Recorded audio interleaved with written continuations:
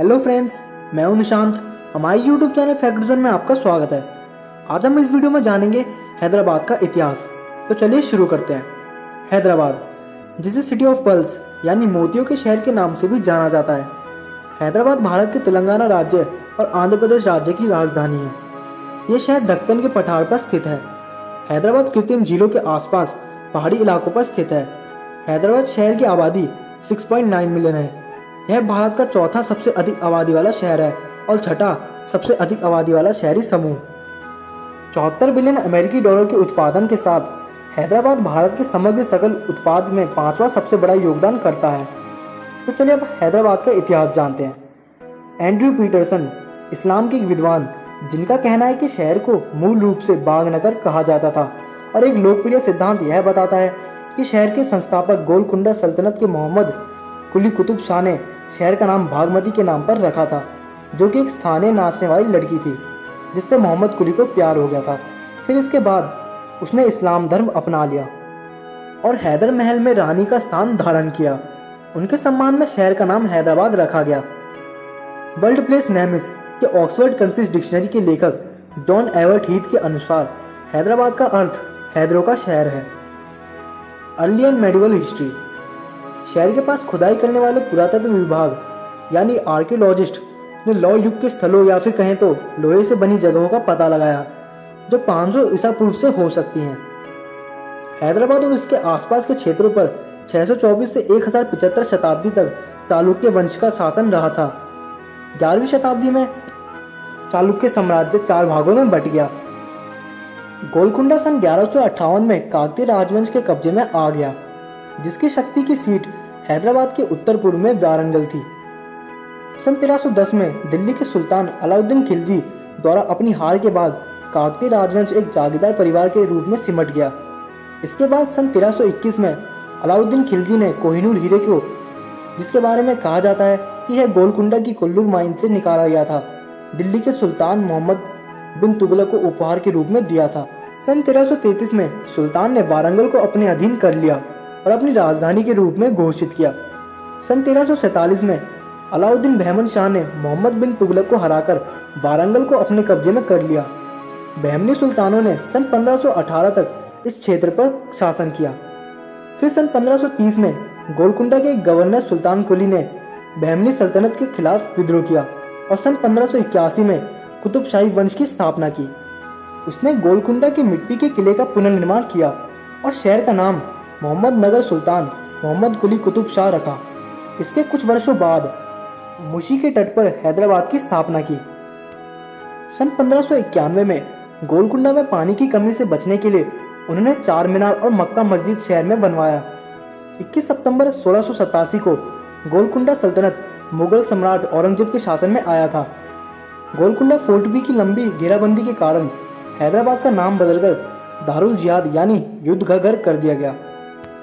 सन 1714 में फारूक सीचंद मुगल सम्राट ने आशफ जाह फर्स्ट को दक्कन का वाइसराय नियुक्त किया, जिसका शीर्षक निजाम उल मुल्क था। सन 1724 में आसफ जाह फर्स्ट ने मुबारिज खान को हराकर दक्कन सूबा पर स्वायत्तता स्थापित की और इस क्षेत्र का नाम हैदराबाद दक्कन रखा गया, और इसके बाद के शासकों ने निजाम उल का खिताब बरकरार रखा। यहाँ के शासक हैदराबादी कहलाते थे। सन 1748 में आसफ जाह फर्स्ट की मृत्यु के बाद उनके पुत्रों के रूप में राजनीतिक अशांति का दौर आया, जो कि अवसरवादी पड़ोसी राज्यों और औपनिवेशिक विदेशी ताकतों द्वारा समर्थित था। सन 1769 में हैदराबाद शहर हैदर ऑल, बाजीराव फर्स्ट और बासला जंग से नियमित खतरों के जवाब में निजामों की औपचारिक राजधानी बन गया। फ्रांसीसी general the Marquis de Bussy Castelnau द्वारा समर्थित था। निजाम ने सन 1798 में ईस्ट इंडिया कंपनी के साथ एक सहायक गठबंधन पर हस्ताक्षर किए, जिससे ब्रिटिश भारतीय सेना को राज्य की राजधानी की रक्षा के लिए बोलराम में तैनात किया गया था। सन 1874 तक हैदराबाद में आधुनिक उद्योग नहीं थे। फिर 1880 के दशक में रेलवे की शुरुआत हुई और 20वीं शताब्दी की शुरुआत के दौरान हैदराबाद परिवहन सेवाओं, भूमिगत जल निकासी, बिजली, विश्वविद्यालय, उद्योग और हवाई अड्डे की स्थापना के साथ एक आधुनिक शहर में बदल गया। भारत को स्वतंत्रता मिलने के बाद निजाम ने भारतीय संघ का हिस्सा बनने के बजाय स्वतंत्रता रहने का इरादा जताया। भारतीय राष्ट्रीय कांग्रेस और भारतीय कम्युनिस्ट पार्टी के समर्थन से हैदराबाद राज्य कांग्रेस शुरू हुई। पोस्ट इंडिपेंडेंस 1946 और 1951 के बीच भारतीय कम्युनिस्ट पार्टी ने तेलंगाना क्षेत्र के सामंती प्रभुओं के खिलाफ हंगामा किया। भारत का संविधान, जो कि 26 जनवरी 1950 को लागू हुआ, ने हैदराबाद राज्य को भारत के भाग बी राज्यों में से एक बना दिया। फिर भी हैदराबाद राजधानी बना रहा। भाषाई राज्यों पर 1955 की रिपोर्ट में भारतीय संविधान की तत्कालीन प्रारूप समिति के अध्यक्ष भीमराव अंबेडकर जी ने अपनी सुविधाओं और रणनीतिक केंद्रीय स्थान के कारण हैदराबाद को भारत की दूसरी राजधानी के रूप में नामित करने का प्रस्ताव रखा। 1956 के बाद से हैदराबाद में राष्ट्रपति निलयम भारत के राष्ट्रपति का दूसरा आधिकारिक निवास और व्यावसायिक कार्यालय रहा है। 1 नवंबर 1956 को भारत के राज्यों को भाषा द्वारा पुनर्गठित किया गया था, जिसे पड़ोसी राज्यों के साथ मिलाकर महाराष्ट्र, कर्नाटक और आंध्र प्रदेश के आधुनिक राज्यों को गठन किया गया था। तेलंगाना में हैदराबाद राज्य की 9 तेलुगु और उर्दू भाषी जिले क्षेत्र को आंध्र प्रदेश बनाने के लिए तेलुगु भाषा को आंध्र प्रदेश से जोड़ दिया गया। कई विरोधों को, जिन्हें तेलंगाना आंदोलन के रूप से भी जाना जाता है, ने विलय को अमान्य करने का प्रयास किया और एक नए तेलंगाना राज्य के निर्माण की मांग की। 2002 में शहर में कई विस्फोट हुए और फिर 2007 में 37 आतंकवादी विस्फोट और सांप्रदायिक दंगे भी हुए।